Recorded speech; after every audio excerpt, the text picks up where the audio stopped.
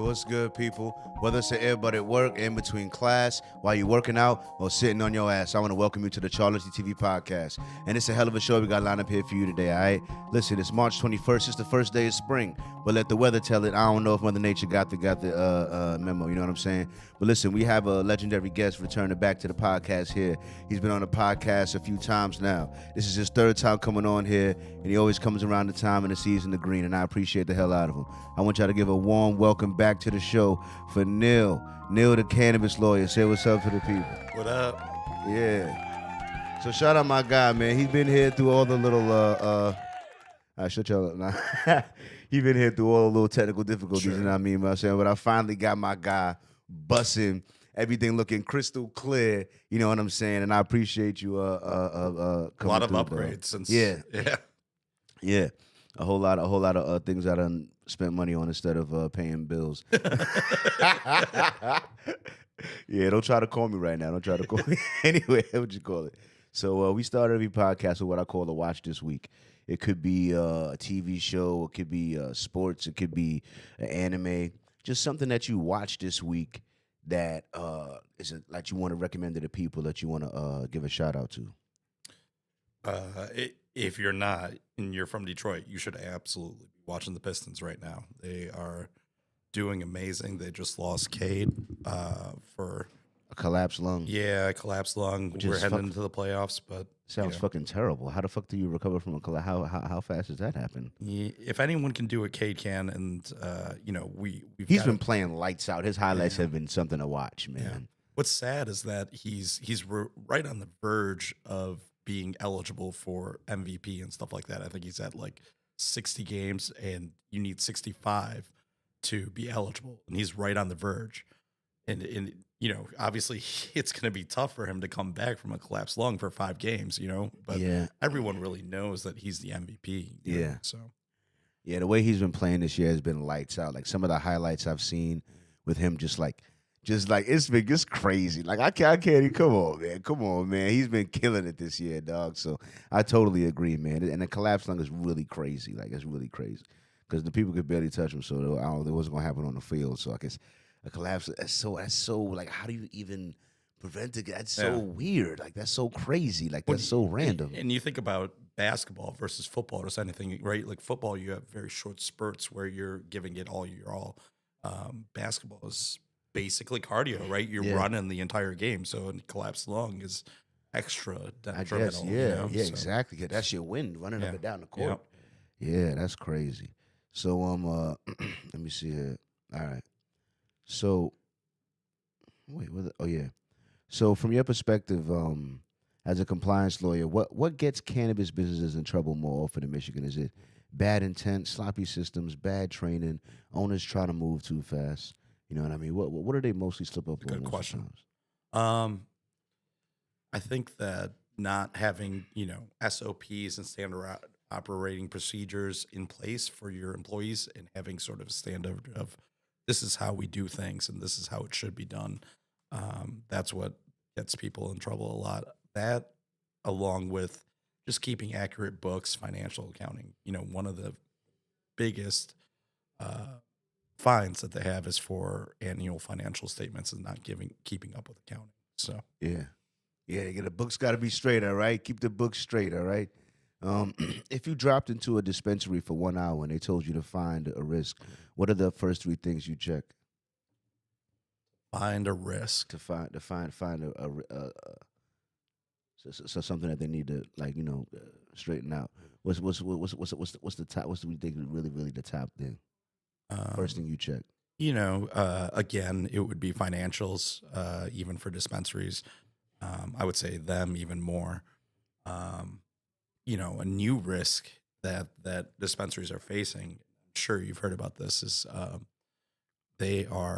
lot of dispensaries are being sued because by the bud tenders when they sort of take their tips. Right, when you tip a bud tender, you assume that it's going to them. Yeah. Right, a lot of dispensaries behind the scenes they take the bud tenders tips from them and then like evenly distribute them to everyone, which happens in restaurants, right? Yeah. You know, But so um, it's not like the dispensary is taking the tips themselves. They're still giving it to them, but they're just dispersing them in that well, way. and that's the issue. Some of them are taking the tips, right, and then they're using it to pay for the bartender shift meals and stuff like that. Oh Yeah, no, no, yeah, and so that's no. why there are a lot of lawsuits and class actions happening right now, just based on the tip.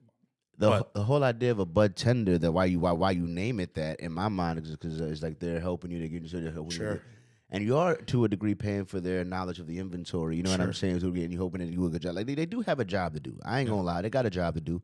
You know what I'm saying? Like they got to go back and forth. Maybe I want to smell 3 or 4 things. They got to run back and forth. Especially I always I at least try to give $1. If I got a little more, I'll give $2. You know what I'm saying? But like to be honest, but like. The thing I'm not gonna give nothing because if I make you run back and forth like 3 4 times, they'll give me another container back there. Nah, you know how you working. I'm working you a little bit. You know, I'm working you a little. You know what I'm right, saying? So right. I feel you, dog. You know, what I mean? But that's messed up, man. You're relying on them to keep up to date on products and stuff like that and tell you the Exactly. best products. Yeah.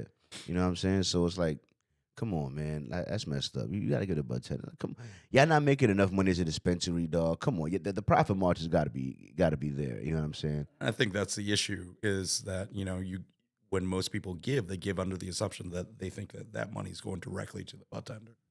That's me. That's what I do. If I thought that the place was getting it, I wouldn't give. I Or if it wouldn't was tip. paying for their meals, Yeah, yeah. like I wouldn't tip. So Yeah. that's messed up.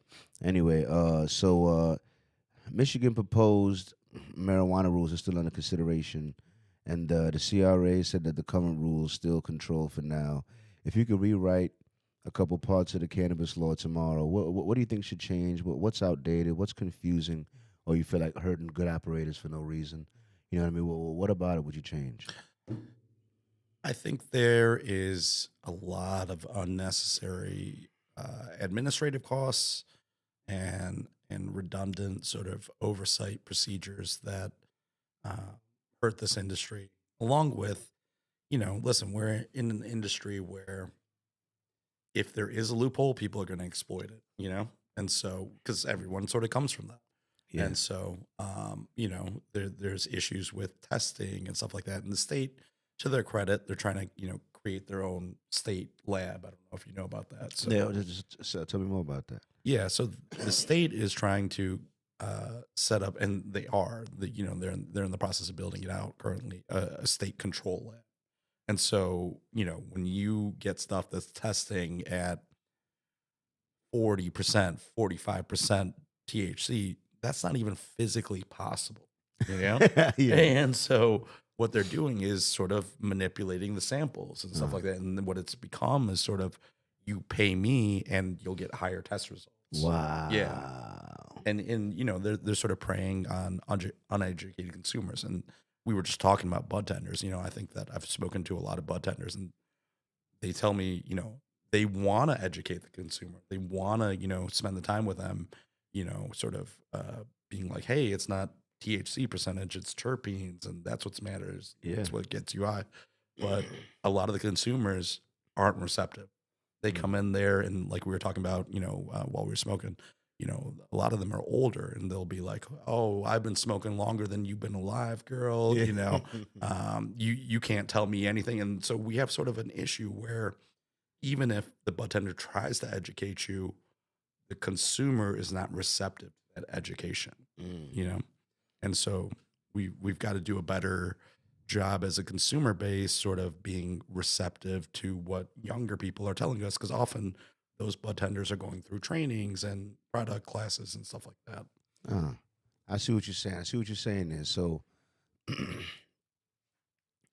these this testing facility, I'm really down for that. You know what I'm saying? On one hand, if they make it so that like all legal cannabis has to funnel through this lab, that may to some degree become a bottleneck and could hurt the supply, and which would raise the cost. The man asks us how that, because if you're adding on a thing that's gonna like, but on the other hand, I could totally see how it's necessary. You know what I mean? Because otherwise, with the current state is obviously they have a little fishiness going on, as you described. I think the You know what main I mean? function is trying to keep those testing labs in check, right? Making sure that they're not artificially manipulating the test results and stuff like that. Because right now, there's no oversight. You know, So would it be like the FDA for weed? Like we're gonna audit sort the of. testing labs. Like would it augment? Like we're not here to eliminate the other testing labs. We're here to maybe take up a certain percentage of the testing, but then also test other facilities to act like a.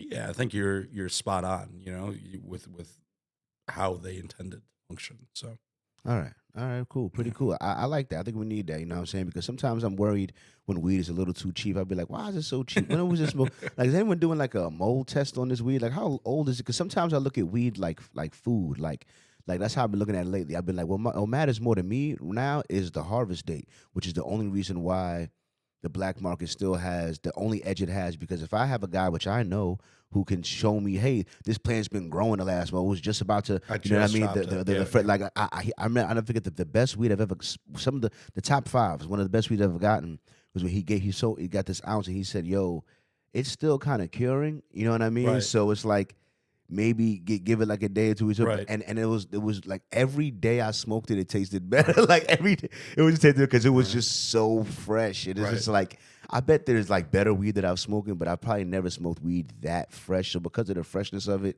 it was just a better experience. But you like pretty much could never get that at a dispensary. It's really hard.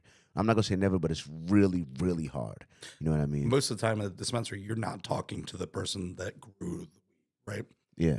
You're however many levels down, right? And you're talking to Some dispensaries have that advantage. yeah, yeah, Some yeah. have it integrated, which is really Right, great. right. Which would be really great. That's the best ones. I mean, I wish I knew exactly which ones those were. I mean, I would give it a shot maybe on date night. Let me get it a creme de la creme. You know, let me get the fresh. You know what I'm saying? So sometimes I look for the harvest day. I ask them that time. What's the which I appreciate them having on the labels. Like, what's the freshest one? You know what I'm saying? But anyway, next one here. So, hmm, uh, Michigan already deregulates Delta 8 as cannabis, and proposed rule changes have talked about limiting the conversation of non intoxicating cannabinoids into intoxicating ones unless specifically approved. Like, they're doing a little funniness, you know what I'm saying? A little play, like, you know what I'm saying? So, how do you feel about the licensed cannabis industry being forced to play by tougher rules than the intoxicating hemp, finding loopholes to get in there in the liquor stores, some places in the tobacco stores? I mean, I think that, Is that THCA? Is that what that is? I mean, it's just weed. As soon as what it is it's Delta 8, and then as soon as you combust it, it's converted to whatever THC. I've bought it Um, before. It gets you high. right, right. It's not as good as weed to me. Still, it's like And most of weird. the time, it's just weed. It's just when you test it in the life of the product that gives you that test result, and that can be manipulated as well. So yeah. Wow, wow. Yeah, yeah. The little hemp. Listen, I think hemp is a great product. I want hemp to get back to doing the things that got it made marijuana illegal in the first place, where it was competing with rope as a stronger product, where it was competing. It was the first car fenders on the M1 Yeah, car for its like ability to be light and also strong. There's hempcrete, hemp concrete. Like there's a whole bunch of hemp applications that yeah, are better than other ones. That like hemp is a protein powder. Hemp is a complete protein. You know what I mean? Like there's several areas where hemp is like low key a better alternative yeah. than Absolutely. whatever it's competing against, for real, for real. And hemp is less water to grow. It's easier to grow. You know what I mean? It's easier on the environment to grow. It's easier to grow. It takes less water to grow. You know what I mean? So for you growing that cotton, that thing you can make out of cotton, you can make out of hemp, and it would Yeah, take less water and be easier to make it out of hemp than you're making it out of cotton. You know what I mean? And that's the reason why they took it out, really, because it was threatening the cotton industry. That's the real reason yeah. they took hemp out. Not for the psychoactive of it. That is really. Now, just sort of a recent update that happened to that. Just on Friday, Ohio passed a law that should ban all sort of intoxicating hemp, but also they banned a law that prevents people from taking cannabis from Michigan and taking it back to Ohio. So that's going to be a crime now. Also, smoking in cars and stuff like that. They've criminalized a lot of it. Similarly, Texas just recently they've banned intoxicating hemp. So those are two huge markets that just went down, in the past week. I'll forward it to you, but there's a video of a very large hemp store. It looks even nicer than some of the dispensaries here, and it shut down overnight. There's people looting it, Wow, so, that's crazy. It's crazy. Yeah, you're gonna loot a dispensary. I mean, I can fantasize. One day I'll be rich enough to walk in there and buy what I want. But dispensaries be having such cool stuff in there sometimes, like this little sodas with weed and shit. Like I want to go on a weed grocery trip for real. The one they just give me all the different types of edible forms. Like give me all the little. They got gummies, they got syrups, they got fucking. What's your favorite? I think my favorite gotta be the syrups. Okay. Personally, like just because of the ability to hide it. Sure.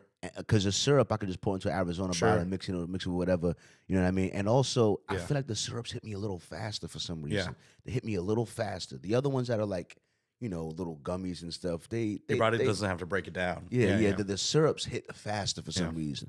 They're also a little dangerous. But the syrups are my favorite. But the strongest, me personally, if I want to get fucked up, if I want maximum, it's got to be RSO. It's always RSO.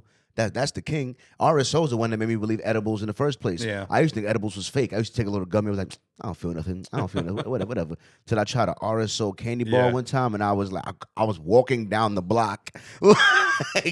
like that was the first time I said, edibles is the one. RSO specifically, I don't think I should drive on edibles. That's the one thing. Edibles is like the one thing that made me feel like, you know what? We got to be in the house. We got to be on land. This is on foot.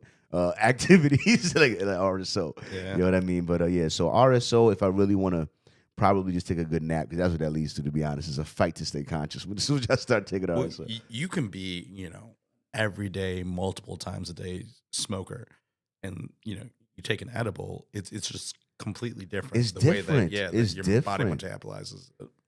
Yeah, it really is different. Like edibles are a different breed to me. You know what I mean? But I like the syrups, like I said, because number one, they taste good a lot of times. You know what I mean? And number two, they tend to hit a little fast. You know what I mean? So I think the drinks in general are my favorite category of edibles. Probably the drinks in general. I like the edible drinks. And especially they had like a cola one. Yeah. You know what I mean? I was like that actually, because it still tastes a little, but they blend together. I was like, this is actually like a good drink. And there's like a little, it's like good. I like it. Like it reminds me. I can see that. Like they should allow that in bars, bro. They should allow that in bars. Like they should totally like. I'm not saying let them smoke weed. They do, yeah. Not let them smoke weed. Yeah. But allow THC infused drinks in bars. That would be some of those would be perfect, bro. Perfect mix. You drink a little of that. Yeah, like come on. I don't know why that would be perfect. I can't wait till real. That's another thing. Is there any update? This wasn't on here, but it's a random question. Is there any update to weed lounges in Detroit? Will that ever, I know there's some illegal ones where you get shot at, but I'm talking about legal ones in downtown Detroit. Will we ever get a good real weed lounge? They've got licenses for them. They've given out licenses for them. The tough part is how do you monetize this, right?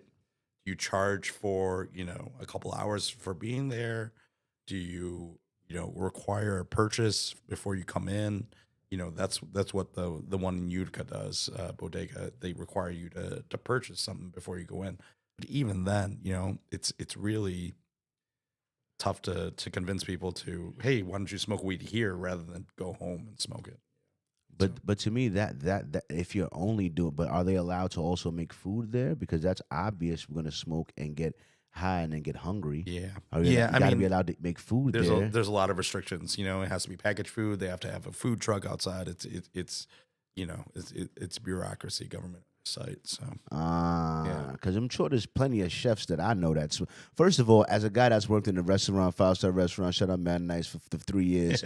Even though I had to let them go, I appreciate y'all. But look, almost all cooks fucking smoke weed, bro. There's almost all cooks smoke weed. It's like a 90%. Stop it. You know what I'm saying? So all restaurants they have pretty much. Yeah, exactly. It's like a thing in restaurants. Like it's a thing. So, there's plenty of like chefs that I'm sure would love to infuse some weed type things if you wanted to do that, or just keep the food regular and let them smoke the weed. You know what I'm saying? You know what I mean? So it's like, but so it's like it's an obvious thing. It's an obvious pairing that makes money.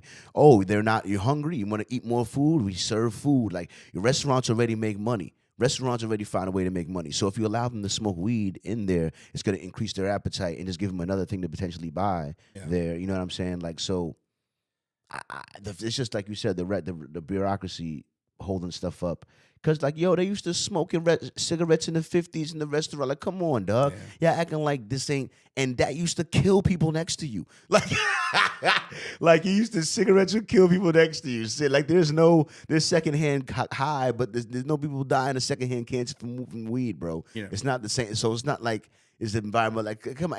And if you're walking into that restaurant, you are consenting, obviously, to the environment there. So, like, and why don't waivers exist? Well, this safety thing is crazy, bro. I said it at my job. I'm like, they want me to do this safety knife that they have me using is like a thing. As soon as you like squeeze it, you put some pressure on it, it goes away. And I'm like, bro, have we devolved as a human species? I can't use a regular box cutter, bro.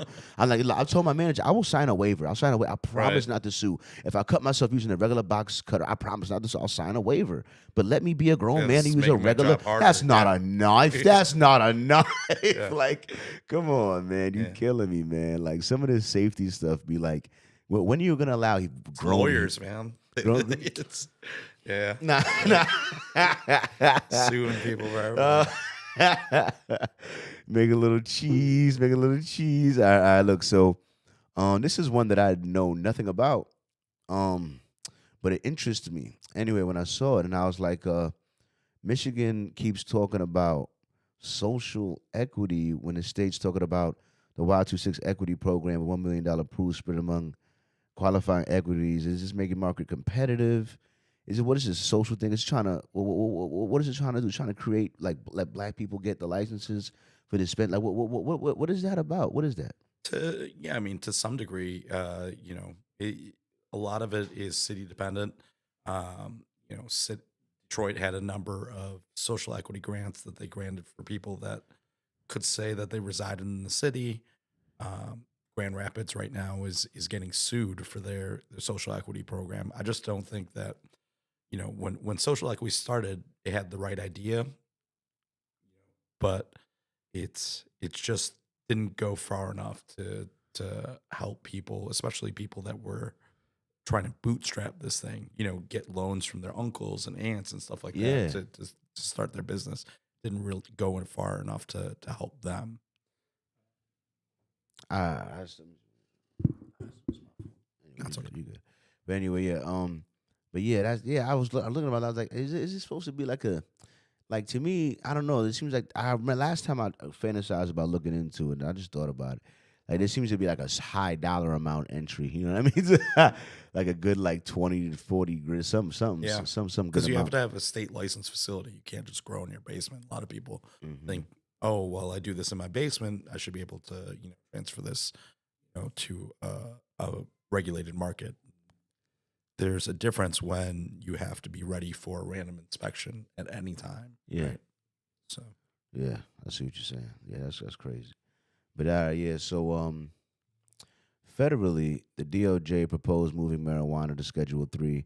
The DEA hearing got postponed, and the White House total agencies trying to speed up the process. If rescheduling actually happens, what changes immediately for the Michigan cannabis business, and what does the public think actually won't change? Like, what do you think opinion is on that?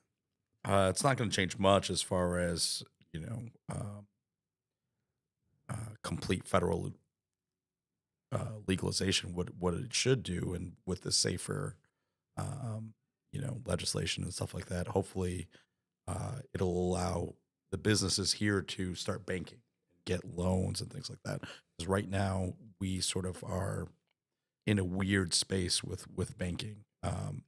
Most banks are federally insured, and so because of that, they aren't allowed. They have weird rules on cannabis, and so a lot of them will take your money, and they will hold it, but they don't have the ability to give small business loans and things like that, which allow companies, especially the ones that we were talking about, people that are bootstrapped, Yeah. uh, the ability to expand, right? Yeah. If they need another wing or something like that, it's not like they can call their uncle and be like, "Hey, I need more money." Your uncle's like, "I already gave you what I had to start the business," Yeah. right? Yeah. So they're the ones that really need. I feel you on that. Like, yeah, like that. It would definitely probably expand the cannabis market, like you said, to be able to Yeah, enable more people to make more with to what they're start. doing. Yeah, To start. You know what yeah, I and mean? expand. Yeah, Absolutely. You know what I'm saying? And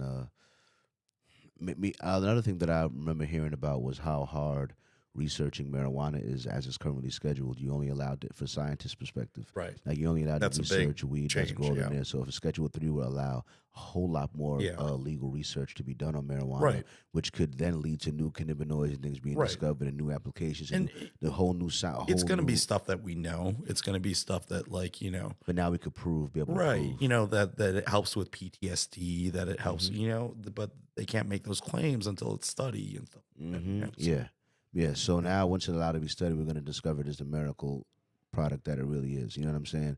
It's just that these things wasn't able to get on record because of the regulation of it. You know what I mean? Like it's like when I heard that a president had a science team do it and didn't like what they were discovering and shut it down. Like Yeah, it's like, oh, what do you mean this is a good thing? What do you mean? No, shut this. You're supposed to find bad stuff. God damn it, bad right. stuff. Like it was just funny as hell, man. But shout out to I really want that to happen because I just want the truth to ring free. You know what I'm saying? I'm sure there's some things, even much as I love weed, like there's some things I don't recommend you smoke it Sure. under 25, 21. You really honestly. We have a lot of us done it. Sure. Is it the end of the world? No. But is there probably some studies that are gonna pop out that says it's not the best for a developing brain? Probably. You know what I So mean? so Probably. when you have a daughter, are you gonna say that she can't smoke weed until she's old enough? Because I'm sure you started smoking before. I did. Yeah. I remember I told my mom when I was 16 that I was over, but I'm a Jamaican and I grew up in Right. my mom Right. smokes, my grandmother smokes, Right. my It's mom, part of your culture. Right. everyone Yeah. smokes. So it's like it wasn't like the crazy surprise. She just told me to smoke in the house because she wanted me to be Right. safe. Right. You know what I mean? Because if you tell them no, they're gonna do it anyway and go out on the street. So she Right. just like smoke inside the house, be safe. You know what I Right. mean? Which still I'm still smoking. She goes, I want to smoke with my friends. Come on, like I Yeah. still gotta have everybody. So even still with that, you're being cool about it. Still, But no, I would be cool about it, but I still wouldn't necessarily encourage it. You know what I mean? I would, but if it happens, it happens. You know what I mean? I think about because my little sister's turned 16 this year. She getting to that age. You know what I'm saying? And I ain't gonna say it on the pod. You know what I mean? But as her big brother, she might be asking me to try to help make certain things happen for her 16th birthday, things she can't get herself. You know what I mean? Sure. You know what I mean? She's like, Sure. "Come on, big bro, come on." You know what I mean? And So sort of the same principle applies, right? You, to some degree, you want to make sure that she's getting stuff that's legitimate, that's not yeah, off the streets yeah. and could be tainted. Exactly. You know what I mean? It's the whole thing, like like the fentanyl thing ruined cocaine Right. for me. You know what I mean? I've Right. never got to try cocaine, and I'm not saying I never Any will. You know what drugs. I'm Yeah. saying? Any drugs. You have to be very careful. And that's another thing too. I used to just say it was just cocaine, but then fentanyl tried to leach over to other drugs, and I have heard of fentanyl weed stories, and Yeah. I'm like, why would you even do what effect? Like, nah, it's not even the same type of thing. Go away. Get out of here with your little Fenty fuckers. Like, fuck off. You Fenty fucks. Like, damn it. You know what I mean? Like, shit. Another one I had here. On psilocybin, Oregon has already licensed service centers, and Colorado has active natural medicine licensing system. Do you think psychedelics are going to follow the cannabis playbook, or are they going to stand much more of a clinical therapist controlled lane? I mean, I hope so. We were just talking out in the car about how Ann Arbor has a number of dispensaries that opened up, and it's due to this gray area where the prosecutor for Washtenaw has told people publicly, I don't want to prosecute just psilocybin if there's no other things involved. There's no human trafficking, stuff like that. Yeah. I'm going to be hands off. And people have taken that to mean that, well, I can open up. There's no sort of licensing or formal procedure to open these things, and so they're operating in sort of a gray area. Um, Detroit has a similar ordinance where they decriminalized it, but Cool. one of the places that sort of thumbed their nose at the law and was like, well, that means that we can do whatever we want. Detroit ended up going after them civilly as a nuisance, and so Mm. that's how they ended up closing them. So Civilly, not yeah, criminally. yeah, That's funny. exactly. As a nuisance. That's Yeah, funny. That's crazy. You know what I mean? So before I move on to the next one, I wanted to speaking of something that you brought up in the car. sure. So how dare y'all try to shut down Hash Bash? How dare you people? Soon as I get them, as soon as I start trying to cover it, now y'all want to shut down Hash Bash? What's going on here? This is a travesty. How dare you people? What's going on? So what happened? I was there last year. Nothing bad happened. No one got shot. No one got beat up. No, nothing happened when I was there. Everything was fine. It was just vibes, good smoking. Everything was like nothing bad happened, bro. Yeah. I understand if last year, people got overdosed on THC, so Or we there was a can't big do it fight. anymore. There's a big fight, Or there was a big fight, or someone got robbed. Yeah. It was literally like hippie vibes all day. Everyone just chilling, macking, smoking weed, eating food, chilling. Families, kids, everyone was just macking. It was a great time. And I don't see any reason why that had to be shut down. Why? Well, who did a new mayor take over? Is it a new sheriff in town? Why? Why? It's especially sad, and we were talking about this, right? Because some of my favorite content is where you're on the street, and especially where you're on the street at Hash Bash, because these are people I know, and I'm seeing them. Oh my God, Charlie's interviewing them and stuff like that. So, it's super sad to see the spirit of Hash Bash trying to be crushed a little bit. So like we were talking, there's two sort of aspects to Hash Bash.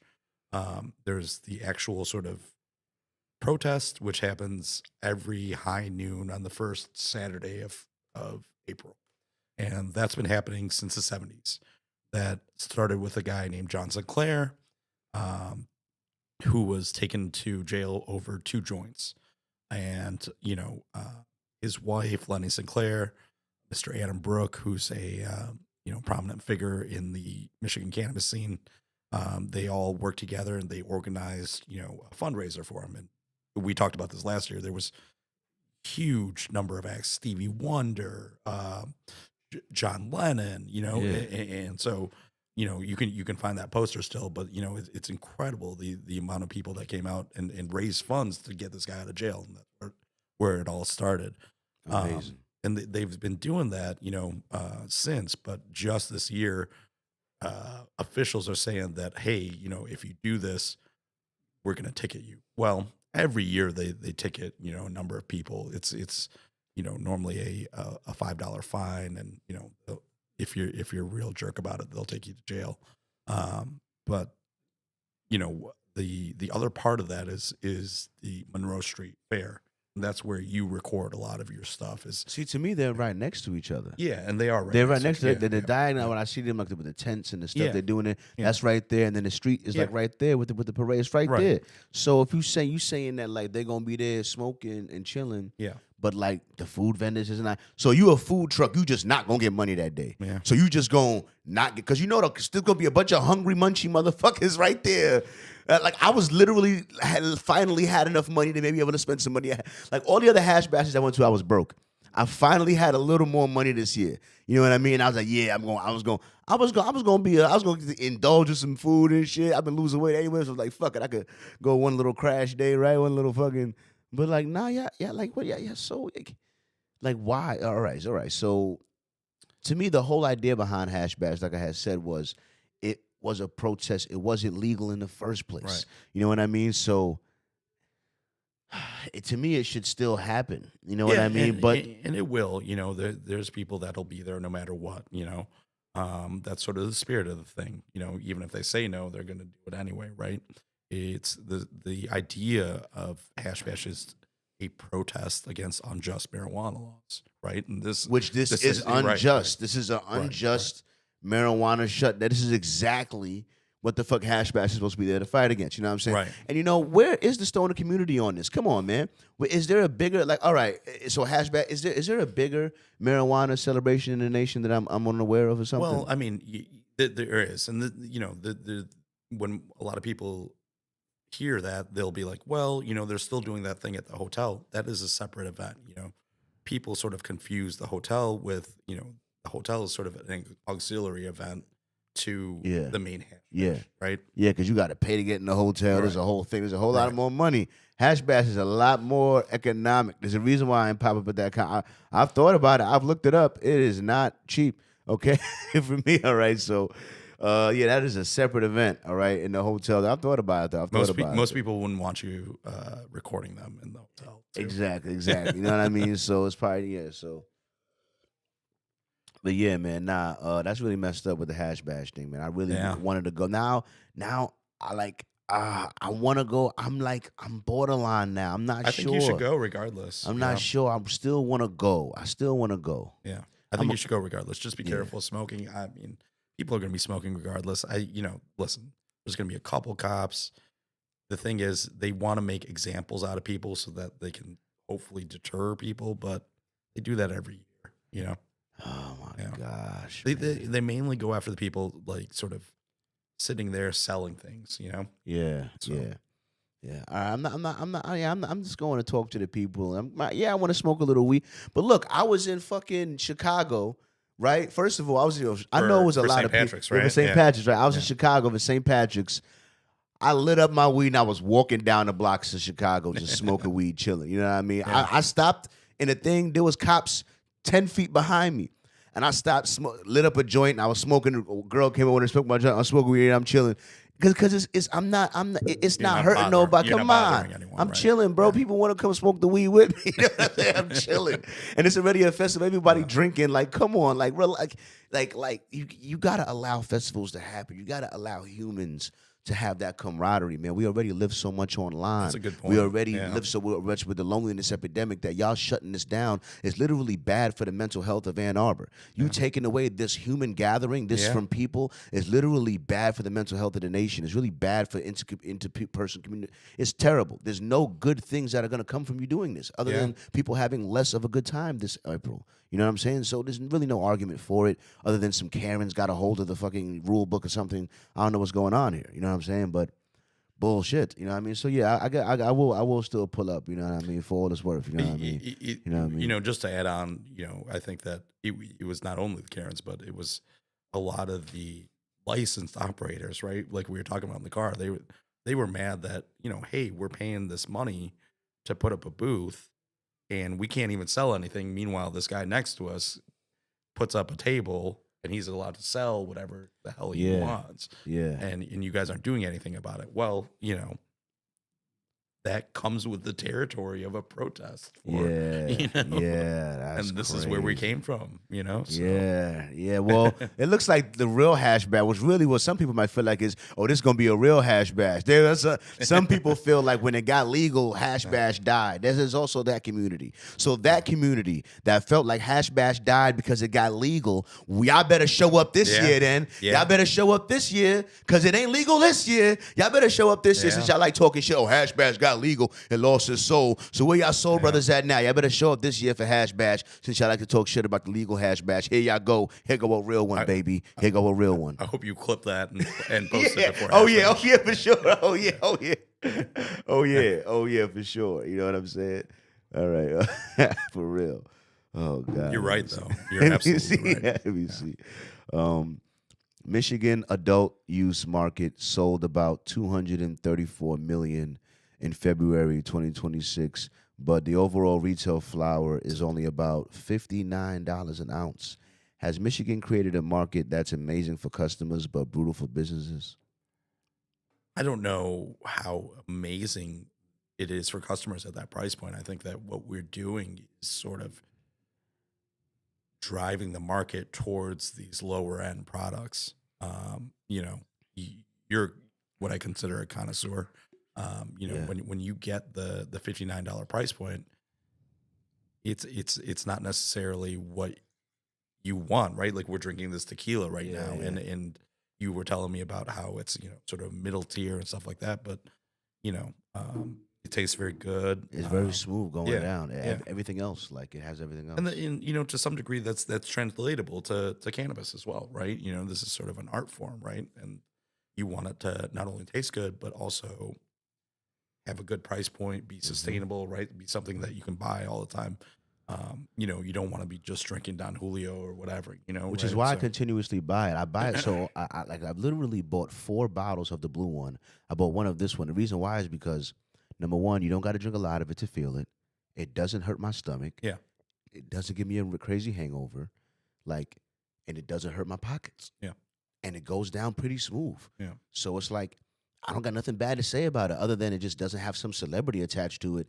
right. And the bottle does look like a wine bottle. So the bottle isn't extravagant. So they didn't spend money on an extravagant bottle. They didn't spend money on extravagant marketing, but they spent all the money on the actual product. I'll take it. And that's what you want with cannabis Yeah, too, right? yeah. So So that's what happened there. That's to me. So like it's a totally unknown, you know what I mean, bottle, but like does a great job. Like there's but you have people that are going to buy, what's that George Clooney one?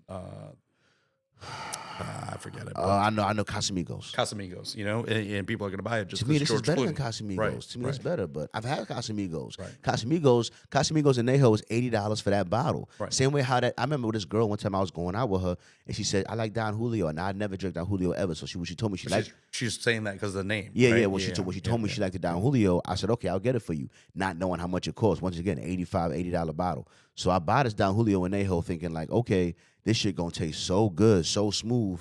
I was disappointed. It don't even taste that good. Right. You know what I mean? Like the Terramana that the Rock pushing don't taste that good either. You know what I'm saying? I'm telling you, bro.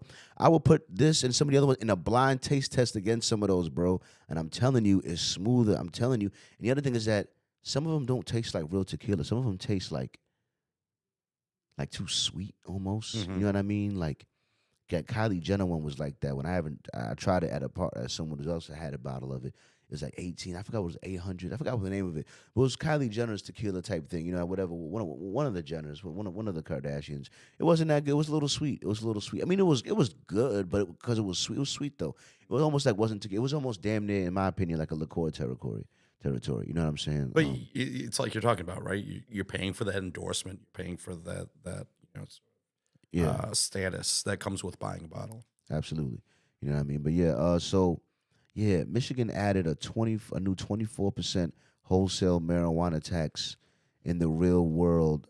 Who actually ends up eating that cost? You know what I mean? Is the grower, the processor, the retailer, or the customer? And what does that tax tell us about like the industry right now? Like what is that, 24% tax or something like that, a wholesale? Yeah, so it's the growers that are essentially eating it. I mean, the dispensaries are adding that on. Eventually, that trickles down, to the consumer. I just don't think that a lot of dispensaries at the beginning of the year when this was happening, they stocked up in anticipation, right? And I heard a lot of dispensary clients that were, sort of like, we're going to stock up so that we have enough to make it to 420, and then when we get to 420, that's when we're going to buy, more in anticipation, because we can more sustainably, defer that cost and stuff like that. You have some dispensaries that are marketing themselves as deferring that cost, sort of, we're not going to increase our prices and stuff like that. But, it means less of a margin for them and stuff like that. Yeah. So, That's rough. Yeah. That's rough, man. So it's just a straight. And they tried to bribe, Detroiters with it. They tried to bribe the Detroiters with it. You know what I mean? Talking about some it's gonna go towards the roads. right. Yeah. Yeah. As a person who needs a wheel alignment right fucking now, as a as a person who is like genuinely worried about my suspension every time I gotta go, Yeah. like every time I'm like, fuck, like every time I'm like, You hit that pothole, you're like, oh my God, I'm please. just trying to get down the road, hit a Yeah. clunk, fuck. Like, yo, dog, listen, car trouble is one of them things, bro. It's like, it's one of them things Not only that'll that, take you out the in game. Michigan, we have the highest insurance rates of any state. It's tough living in Michigan with our roads and our auto. Don't get me conditions. started with that insurance. We have no public transportation. I used to, before I owned a car, I used to talk shit about people that drove without insurance. But let me tell you something. The last call I had with Progressive, right? This is the lady. So I'm calling to get a quote for my insurance. I give her my information, whatever. And she said, and I asked, I believe this was for bare minimum coverage. This was The either for bare, PLPD. it was either, this was either Yeah. bare minimum or it might have been full coverage. I'm not sure because I think it was for my Jeep, so I might have had to get full. I'm not sure.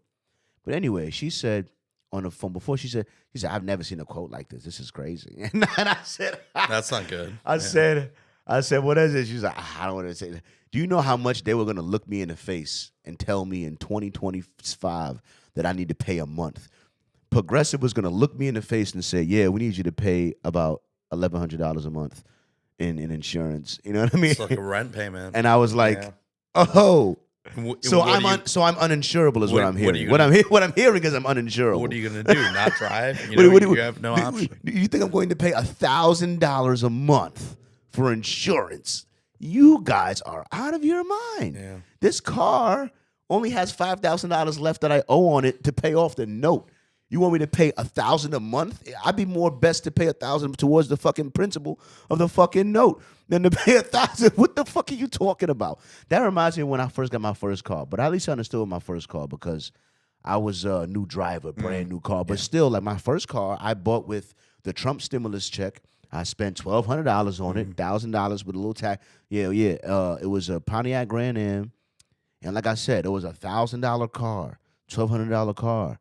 And insurance, and like I said, I was getting the lowest because I owned the car at that point. I don't need I owned the car, the little $1,000 hoopty. The lowest, I'm talking the lowest, base the base, the legal on $1,000 car. I was paying $570 a month on a $500. on a $1,000 car, bro. Yeah, dog, for the lowest amount, just because I'm a new driver.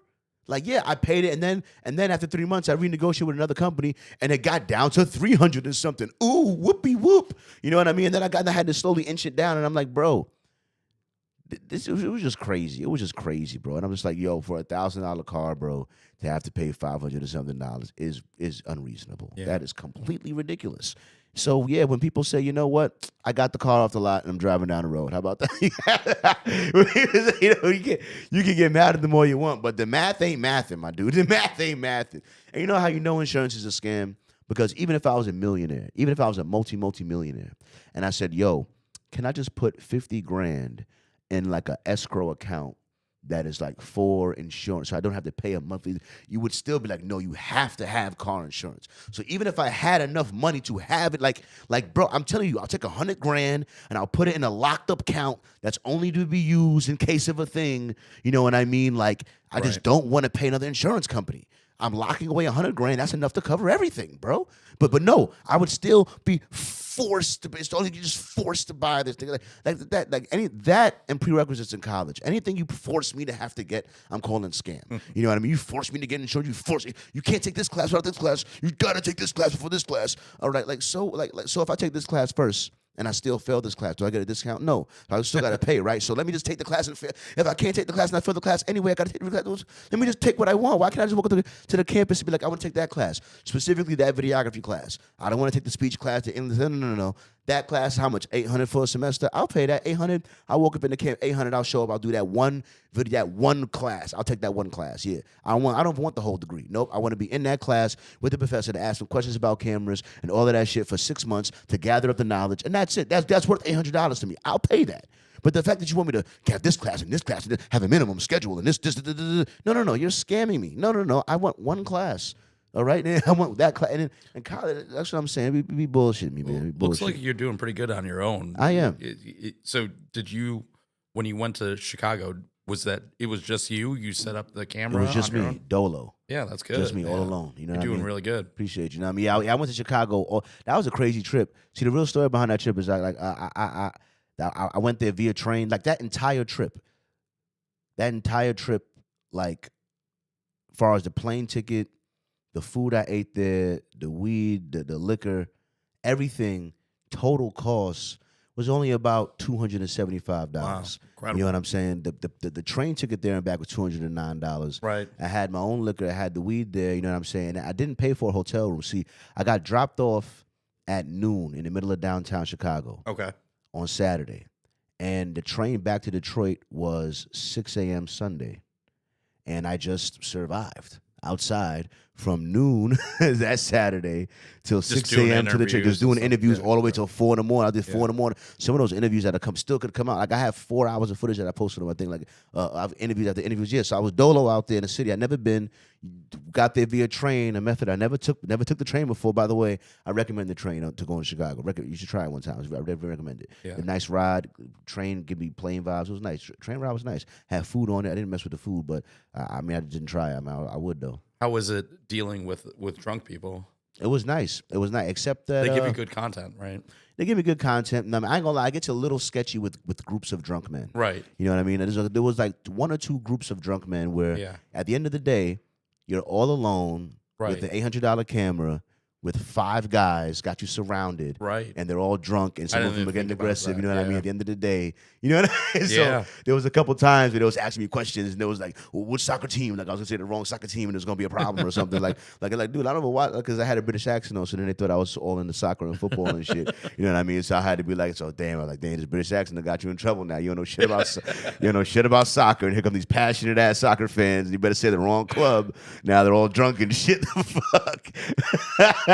Shit. Then you can't drop the British accent. Yeah. You have to keep going. Then they might be more mad. He's a fraud. I don't know. I don't know what to do. Like shit, man. Like, so yeah, man. She could get a little hairy sometimes. You know what I'm saying? And of course, I had some YNs run up there, running, shout out the gang, shout out they block and stuff. And I'm just like, hoping don't go left. Don't make it go left, dog. It's just like 6 young guys. Some got a little ski mask on, doing a little shystiness. I'm like, oh, fuck. I'm just like, yeah. Like, all right, let this last. You know what I mean? Then there was a couple, like, sometimes you get held hostage. Like, you're held up on a block. And sometimes you get held hostage, but, like, you want them to move along. The interview's kind of done, but they're not done with you. They want to talk. They want to talk. I had this really tall. He's like, ask me anything, bro. Ask me anything, bro. That's just like, and he's, like, so tall. I could barely get me and him in the same frame. You know what I mean? It's just, like, crazy. Like, I have to back it from the camera, but I don't want to be that far from the camera because there's, like, drunk people around. Like, I don't know. So which experience you like more? Do you like the Chicago drunk people or the hash bash weed people? See, the hash bash weed people is a safer environment. It's a more chill environment. It's happier vibes. But liquor helps people make worse decisions. So I feel like they say things, there were more. Right. It was easier to get people. Like the rejection rate. Chicago gave me a really good rejection rate. As far as like most times they want to say something. Most times it was easier to get people like Hash Bash had a pretty steep rejection rate. You know what I mean? I still had to fight past it, you know what I'm saying? But a lot of people was not down to get on camera, you know what I'm saying? Right. But Chicago, there was a lot more down to get on camera, which I appreciate, you know what I'm saying? Because, you know, people don't realize that for every girl, for every person you see on camera, 15 people said no, dog. You know what I'm saying? So you gotta, and sometimes, you know, if you get too many no's, I shut down and I shift to another spot. You know what I mean? I'm like, damn, they're not feeling me over here. Let me move around somewhere else. You know what I mean? So, and but Chicago was really welcoming. Like I had the most Asians on that Chicago I've ever had. I've never had I still haven't had a Asian lady or somebody on the podcast. So they're really elusive, hard to get. But there I had like 3-4 Asian ladies talking to me. Like it was nice to me. And I was like, you know something? I was saying to my friend, I was like, you know, I never knew whether or not I was attracted to Asian women. I never knew for sure because I never got to really talk to one. Yeah. But after Chicago, I'm like, listen, Ling Ling, listen. I'm joking, but listen, I love me. Hey, listen, I love me an Asian woman now. I like how they be talking to. They talk nice sometimes. I like me an Asian woman, dog. Listen. If you find there's a lot of crossover. Listen, man, if you find me looking like Jeezy for a second.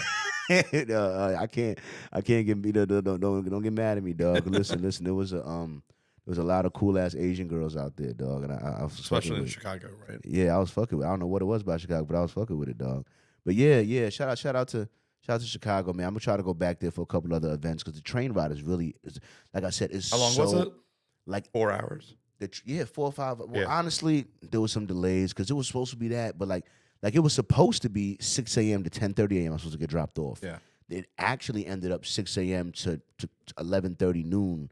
Till I got dropped. That's not that bad. Yeah, that was the real because it was like little delays. Yeah. We had to stop for some second, like we might hit a branch or some shit, like you know what I mean, like you know. So a little dumb shit happens on a train ride, but still though, honestly, I do. It's better than driving it.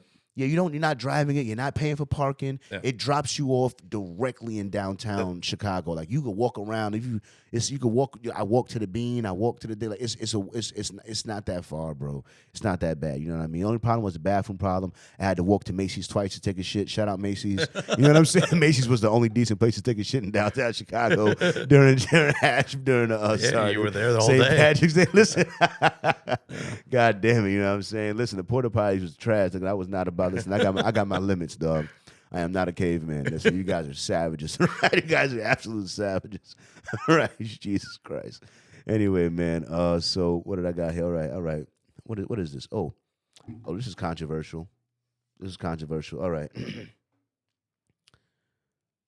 PLOS one study estimated that drivers under the influence of alcohol were 17.8 more likely to be responsible for a fatal accident versus 1.65 times for cannabis.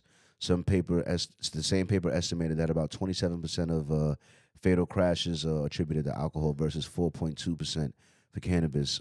Some research backed by the CDC found that compared with sober drivers, alcohol-only drivers were about 16 times more likely to be involved in a fatal crash, while marijuana-only drivers were only about 1.5 times as likely. If the gap is that big, why do marijuana laws seem to almost be treated like alcohol laws? And why can't science make an argument for weed being regulated differently than alcohol when it's not alcohol? Weed and alcohol are two different things. They haven't created a test yet that detects your level of impairment based on how much weed is in your system, if that makes sense, right? They use the same field sobriety tests that they would for alcohol. The nystagmus one where you're touching your nose, the walk up and down the line, but you can fail those even if you're sober, right? Yeah. I mean, they have you doing it by the side of the highway while cars are whizzing past you at 80 miles an hour. Anyone's going to fail it, and so that's not legal advice, but it's just these systems or these tests are inherently flawed, and they really haven't come up with a roadside test to tell if you're past the point of being able to drive. Exactly. Yeah. Like how I would admit as a heavy cannabis user, like I said earlier, edibles is a no. I'm not driving on edibles. I would never. I'm terrified. Right. Because I know how much it affects me, how much it slows me up, crazy body high. But the thing is, even with edibles, right? If you're on edibles, you're not likely to be speeding and think that you're Superman. Right? Yeah. And that's what happens with alcohol is that you think that I'm driving fine. It gives you this false sense of I'm doing great. Yeah. Also, how it affects your psychology. So weed, you're more likely to be driving too slow. More conscious, right? You drive, under the speed limit. Under the speed limit. That's how they get. That's actually how they catch people with weed. Yeah. Especially on edibles. Oh my god. Yeah. Yeah, he's going. He's going like you're going under the speed limit. Hey, he thinks he's you were flying. driving great. You were just under the speed limit. He's like, whoa, we're getting there. Yeah, you turned on your blinker so early. Exactly. Like, come on. That'd be the problem, dog. That sounds like, dog. Like, they're not being honest, though. Y'all not being honest about the facts or the statistics.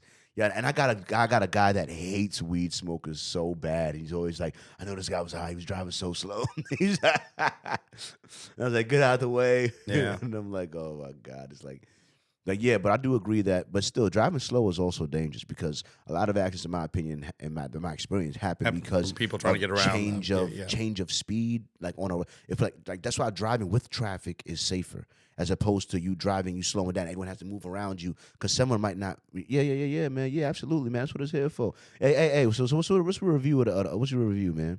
It's good. It's good. It's good tequila, right? I've had two girls tell me that they feel like it tastes. Hit me up a little bit. Two girls tell me that they feel like it tastes like beer a little bit, which is surprising to me. Sorry, that's fine. Which is surprising to me. They think it tastes like a beer, but it was aged in an oak barrel. They told me, you know what I mean. So it's just tequila in an oak barrel, so it does have that woody, oaky taste. Yeah, which I like personally. You know what I'm saying? Because I come from like a drinking whiskey and darker liquors, so that oaky flavor works for me. You know what I'm saying? So I like it. I like it a lot, actually. Like I said, it won me over from the taste test. That's when it won me. You know what I'm saying? Like It's very it was giving smooth, out free like you sample, said. and it's smooth going. It's Yeah. smooth going down. Now, I'm not going to give it the title of no burn, but but it's very close. It's very close. Very close. You know what I'm saying? Yeah. They didn't even, only thing is I see if more people know about them, then they're gonna raise the don't raise the price. Stop it. But Hopefully they sponsor you after this. they should, but it's out competing a lot of the, like, I'm not buying all the tequila. I'm not buying Espolon again if this is in stock. I'm not, because it tastes better than Espolon. It goes down. Sometimes Espolon hurts my stomach. This has yet to hurt my stomach one time.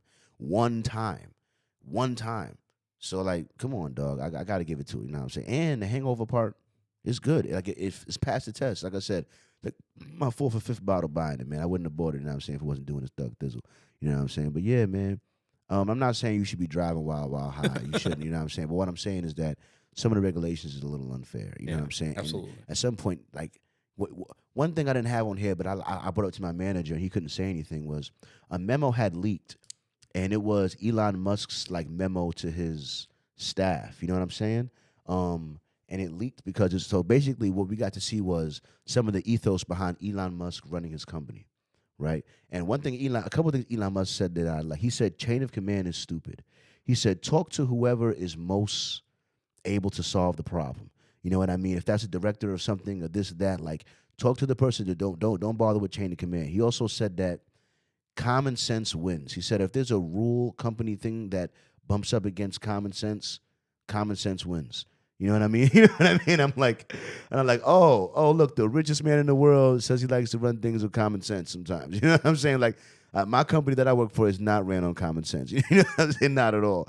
So many things we just accept it because it's the company rule, right? But common sense says it should be done this way. Elon Musk says common sense should win. You know what I'm saying? It's like how I work for a manufacturing type thing, and it's like how we're not allowed to sell directly to the customer. Right. But I think that's stupid. Right. You know what I mean? Because you're the we make it. best person. We make the product. Why can't we sell it to the? But you know who else thinks that's stupid? Elon Musk, which is why there's not Tesla dealerships. Tesla sells directly, but not every state allows you to sell directly to the people. So that's why there's not every state you could buy a Tesla. But he agrees. He's like, yo, if I work hard to manufacture this thing and I get it at a certain price point, why should a dealership be in charge of the price point?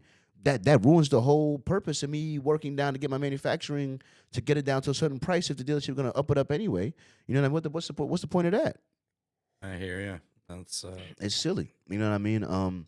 But even then, I told him that even if you can't sell directly to the customer, that's no excuse for not advertising. Because what I told him is, you know who else can't sell directly to the customer but advertises 1,000 times a day? Drug companies. Drug companies all day cannot sell directly to you. Consult your doctor. They're selling you drugs. You don't even know what the fuck the name is or half of the shit, what the fuck it does. You know what I mean? But there's got commercials all day selling it to you all day, even though they can't sell directly to you. probably the biggest manufacturers. Exactly. Or the advertisers. Exactly. You know what I mean? So to me, even if you're a manufacturer and you can't sell direct to the customer, there's no excuse for not advertising. There's no law against advertising, for real. You know what I'm saying? And it will increase your bottom line. There's no argument against it. Ask ChatGPT. You morons running the company. You know what I'm saying? But it's crazy though, because like it's. There was last thing. I got a joke. There's this guy. There's an older guy. I like him, but I say that we should fire him because he's a great worker. Nothing wrong with him. But the last 5 companies he's worked at all went out of business. The last 5 companies he all worked at went out of business, and we're number 6. He's been working here, and literally since 2021, the company's stock has dropped 90%. Wow. No exaggeration. In 2021, we were $23 a stock. Should now, examine that correlation. Now we're $2 a stock. What would happen? Yeah, exactly. What the fuck? That's a like management still act like they know what they're doing. You don't get to act like you know what you're doing after you lose 90% of the company. Anyway, so so I'm like, we need to get rid of this guy. I think it's this guy. I know that's a crazy thought, but if the last 5 places he went out of business, we should just fire him just to make sure that he isn't spooking the. I was just joking because I was just like, if you went on a first date with a girl and she told you that the last 5 boyfriends she had all died, would you go on a second date with her? Right. Right. Like, no. Right. I don't know what you got going on, shorty, but I'm not about to be number 6. At some point, it stops being their problem. Exactly. Like, what's going on here? That's crazy. You know what I'm saying? I don't know. I'll be messing with the old man. I know it's not him, but still, like, damn. You know what I mean? What'd you do to get us? All these businesses going out of you just sitting there, huh? Just letting it go out of business. Anyway, so the defeats. Oh yeah, we get all right to the defeats. 2024 adult use defeats are worth bringing up because they shaped the whole last year. Florida, North Dakota, and South Dakota all rejected adult use ballots in November 2024, which reinforced the idea that legalization momentum is real but not automatic. What would you say to those? What do you think happened there with those three? I mean, I think Florida, I would have yeah. thought would have went. Florida's the most surprising to me. It has to be legalized in the right way. I think that, with Florida and a lot of these other states that you named, the way that they were rolling it out, it would have put control into just a few people's hands, right? And that's a recipe for sort of disaster. There has to be some sort of open free market. Now, Michigan gets faulted a lot, right? We're like, oh, it sucks here, this and that. But one of the great things that we have is that anyone that wants to can get into this, right? Yeah. If you have enough money, you can do it. Whereas, Ohio, Florida, all their plans, you had to be one of the people that was selected for this thing. And you know what that creates, sort of corruption. Yeah, like that. yeah. So like, yeah. All right. So it was some of the legal words behind it why it got rejected by the people Yeah, that I mean, get I think behind that it. what ends up happening is that you have Marlboro's trying to take over the cannabis in you have the Florida. Karens that don't want it. Also, the connoisseurs that are like, no, this isn't drafted the right way, and they team up and they defeat this bill. And that's exactly what happened in Oklahoma. They had a very thriving medical program. There was, even more dispensaries than Michigan. Wow. But, when they tried to sort of change it to recreational, we had, sort of two groups, both the Karens that were like, oh, no, this is ruining Oklahoma. And you had the connoisseurs that are like, no, this isn't the right way to legalization. So, Yeah, I feel you on that. But all right, we're getting towards the end of the pod right here. So like, I just got one more couple. sure. What did I have here? Let's talk about that joint that we smoked for a Yeah, second. yeah. Let's talk about that. Talk Yeah. about the donut you called it. What was the name So of a it? donut is a hand roll with rosin in the middle. And so when it burns, it creates sort of a donut shape where there's a gape in the center. And it's really sort of a work of art, right? And there's sort of special rules on smoking it and stuff like that. You don't ash the donut like we went over because the ash sort of cools the cherry. Also, you want to sort of take breaks in between and really develop the flavor and stuff like that, instead of just going to pass it, as soon as you get done and stuff like that. And so that's something that it took me a while to sort of learn, and credit to the people that are sort of innovating and pushing the donut and hand roll space. You've got companies that are like GT Rolling, Fat Andy Rolls, who rolled this one here. Wow. We've got, really people that are sort of from Michigan that are, innovating this space on a national and even global level. We're going to go to Mary Jane Berlin here in June, which is in Berlin, obviously. Wow. But it's, there are people. Mary Jane Berlin. Yeah, there are people that, when we go there, GT Rolling is one of the big sort of rolling companies here in Michigan, and they're known throughout. But you go to Berlin and people know him there, and they're like yelling, "Oh, George!" Wow. So yeah, it's crazy how Michigan is sort of involved in pushing the cannabis space forward, and especially in the hand roll department. I like that. Yeah, because there was the one I'm experimenting with the most, and I've done my research on some of the concentrates, and some people suggest it's not the most highest in purity or blah blah blah. But for me personally, what matters is ease of use. Yeah, you know what I mean. So the most ease of use concentrate that I've been infusing my joints with when I go buy it, and I've only really found one dispensary that has a reasonable price version of it, is something called Crumble. You ever heard of it? Yeah, so that's gonna be your BHO or Crumble. Like the name suggests, it's easy to crumble throughout the Sure. joint. You know what I'm saying? And because Sure. I can spread it pretty evenly throughout the joint, it gives me a better burn experience. Also, because it's also drier. So the mere fact that you could touch it and it's drier means it burns a little Yeah. closer to how weed burns. So the whole experience with crumble has been decent, but like Like an add-on to your weed. it's an add-on to the Yeah. weed. But also, I've learned to get the little more expensive crumble because the cheaper crumble every once in a while it gives me a headache for Yeah. some reason. You know what I mean? I don't know Yeah. why, but the more expensive one doesn't. But then also they get the more expensive one from the fridge, which I don't know what that's about. I got to keep it in the fridge. Have you ever tried the moon rocks or the snow caps? Or I have yet to try the moon rocks. Okay. What's the deal behind the moon rocks? How do you even break that down? What is the moon rocks? Yeah, so moon rocks are I'm afraid to put that on my grinder. Will it just get gummed up? Will it never come apart I again? mean, yeah, to some degree, I wouldn't waste, because you will gum up your grinder.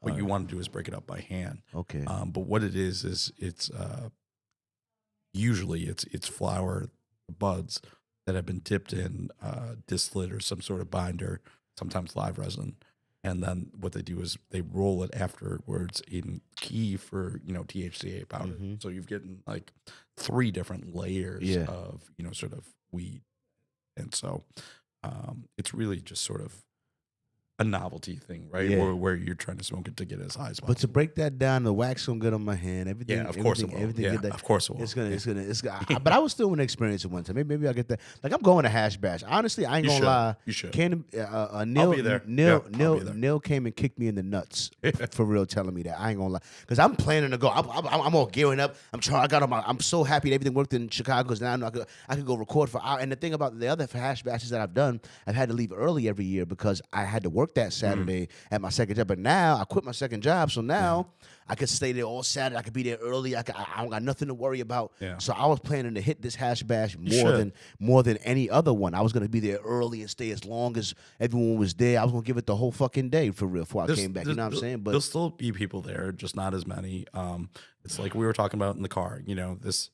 It started in the 70s as a protest against unjust cannabis laws, right? And so, and this is them taking down is sort of unjust in a way, right? And so people are still gonna protest that. yeah, man, we gonna protest the bullshit, man. God damn it! I just hope they don't arrest me and break my camera. God damn it, please, man.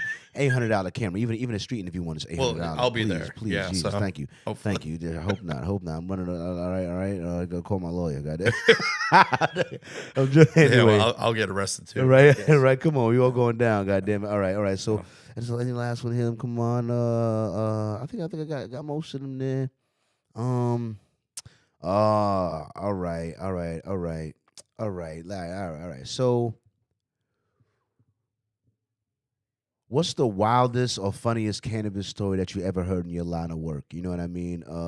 Think about it. Yeah, you ever heard any? Because you probably dealt with a lot of high people, a lot of people that have smoked a lot of weed. What's the craziest weed story you've ever heard? You could think of one of them.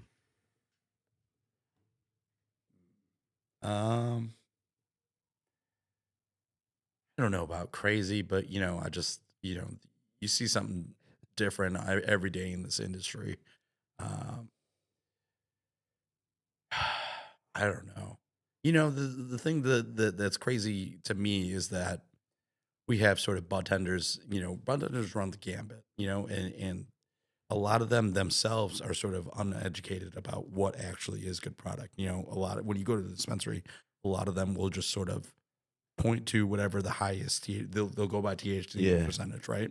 And a lot of them, I've talked to them, they know that that's not accurate, right? But they do that because they don't care. They don't want to sit there and argue with you about oh, it's terpenes that make you sort of high and stuff like that, because the consumer that comes in, all they care about is like we talked about, right? And they love especially older men that are dealing with a female bud tender. They love giving them that line that, girl, I've been smoking longer than you've been alive.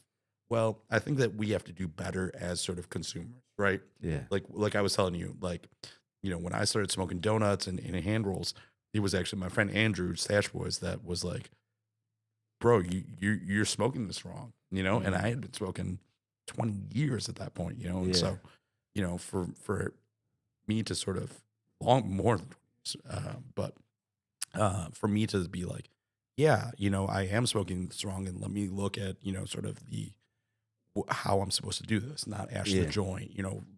When I was when we were in the car, we were lighting it, we were making sure the full tip Yep. was lit before we even hit it, right? Yep. To prevent it continuing and stuff like that. And those are all things that you have to learn, right? You just don't. But you've been smoking, I'm sure you've been smoking a long time, Yeah.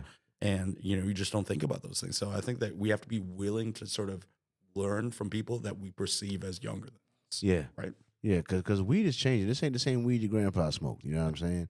And it's getting different and different concentration. Things burn at different rates. And so there's a couple new lessons to learn about this THC marijuana thing they got going on here nowadays. You know what I mean? Damn. I think. All right. I think I'm. I didn't want to ask you about. I think feel free to say no comment. Do you have any opinions on ICE? Ooh, on immigration. ICE, yeah.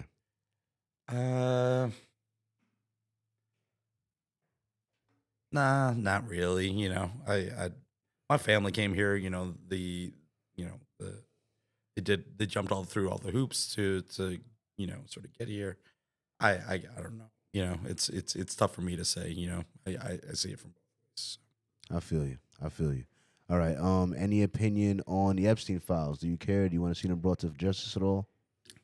I think everyone does, right? No? Yeah. Yeah. Get those guys in jail. Like, get them up out of here. Nobody likes you. All right, get out of here. Bad people. Bad juju. People are crazy outside. All right. America is turning 250 years old this year. How do you feel about that? Do you feel like America's going to make it another 250 years? How do you feel about the nation? Are we on the uptick? Are we on the decline? Are we going to die as a nation? Are you hopeful for America's future?